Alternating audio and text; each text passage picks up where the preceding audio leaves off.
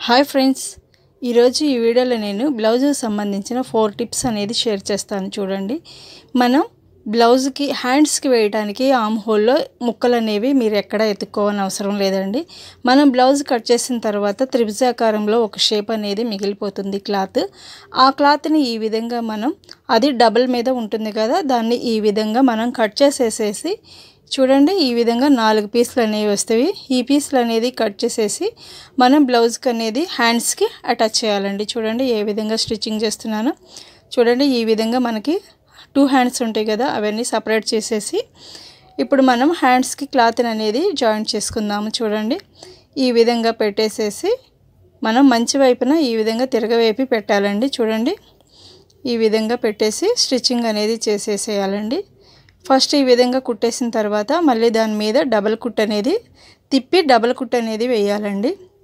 చూడండి, ఈ విధంగా కుట్టేసుకున్నట్లయితే మనకి బ్లౌజ్ పీస్కి హ్యాండ్స్కి సంబంధించి పీస్ అనేది మనం ఎక్కడ ఎత్తుక్కోవాల్సిన అవసరం ఉండదండి. చూడండి, ఈ విధంగా మనం హ్యాండ్స్కి జాయింట్ చేసేసినట్టయితే చక్కగా సరిపోతుందండి. హ్యాండ్కి ఆ పీస్ అనేది ఆర్మ్ హోల్లో చక్కగా సరిపోతుంది. చూడండి, ఈ విధంగా మళ్ళీ డబల్ కుట్ అనేది స్టిచ్చింగ్ తిప్పి మనం ఈ విధంగా అనిసి కుట్ అనేది వేయాలండి. ఈ విధంగా నేను వేసేసిన తర్వాత ఖర్చులు అదంతా కట్ చేసేసుకుని ఇప్పుడు ఆర్మ్ హోల్లో షేప్ అనేది తీసేసేయాలండి. ఈ విధంగా హ్యాండ్స్కి చూడండి, ఈ కర్వ్ అనేది రావాలి.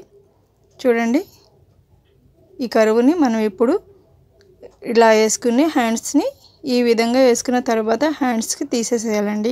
లో క్రాస్ అనేది తీసేయాలి. చూడండి, ఇప్పుడు హ్యాండ్ ఏ విధంగా వస్తుందో ఈ విధంగా వచ్చిన తర్వాత మనం ఇక్కడ ఒక టాకా అనేది పెట్టుకోవాలండి. టాకా పెట్టుకున్నట్లయితే మనం గుర్తుపెట్టిన అది వచ్చేసి షోల్డర్ మీదకి వచ్చేలా చూసుకోవాలి. ఈ విధంగా మనం హ్యాండ్స్ కనుక స్టిచ్చింగ్ చేసుకున్నట్లయితే బ్లౌజ్కి పర్ఫెక్ట్గా మ్యాచ్ అవుతుందండి హ్యాండ్స్. చూడండి, ఈ విధంగా స్టిచ్చింగ్ చేసేయాలి. ఇది ఫస్ట్ టిప్ అండి. చూడండి ఏ విధంగా ఉన్నదో. చూడండి, ఈ విధమైన క్రాస్ అనేది రావాలి హ్యాండ్లో క్రాస్. ఇప్పుడు షేప్ బెల్ట్ చూద్దామండి. షేప్ బెల్ట్ వచ్చేసేసి మనం ఈ విధంగా 3 పీసులు అయితే కంపల్సరీగా షేప్ బెల్ట్కి ఉండాలండి. షేప్ బెల్ట్కి మనం ఇప్పుడు ఫస్ట్ షేప్ వచ్చేసేసి 3.5 తీసుకోవాలి. నెక్స్ట్ ఇక్కడ పావుదకు 3 తీసుకోవాలి. మధ్యలో లాస్ట్ అటు చివర వచ్చేసేసి 3 తీసుకుని ఈ విధంగా మనం గుర్తులు అనేవి పెట్టుకోవాలండి.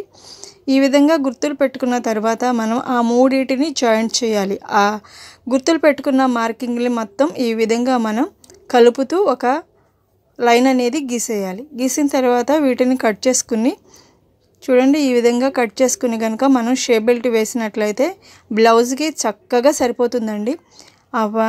షేప్ బెల్ట్ వచ్చేసి చాలా నీట్గా ఉంటుంది. ఈ విధంగా షేప్ బెల్ట్ అనేది మార్కింగ్ చేసి తీసుకున్నట్లయితే చూడండి,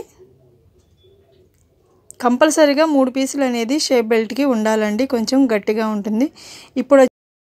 ఇప్పుడు మూడో టిప్ చూపిస్తాను. చూడండి, బ్లౌజ్ యొక్క ఫ్రంట్ పార్ట్లో మనం ఉక్సులు కాజాలు బెల్ట్ దగ్గర వాళ్ళ ఆది ప్రకారం తీసుకుని 4వ ఉక్సు దగ్గరికి మార్కింగ్ అనేది చేసుకోవాలండి. అలా చేసుకున్న తర్వాత మనం ఇప్పుడు కింద క్లాత్ అనేది ఎంతగా కట్ చేయాలి అని ఆలోచిస్తాం కదా, అలా మనం ఆలోచించకుండా ఒకవేళ మనకి అందుబాటులో టేప్ కూడా లేనట్లయితే ఏ విధంగా మెజర్ చేసుకోవాలో చూపిస్తానండి. వాళ్ళ ఆది ప్రకారం కూడా ఈ విధంగా అనేది మనం మెజర్ చేసుకోవచ్చు. అలా ఆది జాకెట్లో ప్రకారం కాకుండా ఇప్పుడు నేను ఒక టిప్ చేపిస్తాను నా స్టైల్లో. మనది చూపుడు వేలు ఉంటుంది కదా, ఈ చూపుడు వేలు అంత వారు ఈ విధంగా మార్కింగ్ అనేది చేసుకున్నట్లయితే అక్కడ అనేది చాలా నీట్ ఫినిషింగ్ అనేది వస్తుందండి. షేప్ అనేది అటు వెళ్ళదు ఇటు వెళ్ళదు, చాలా నీట్గా ఉంటుంది.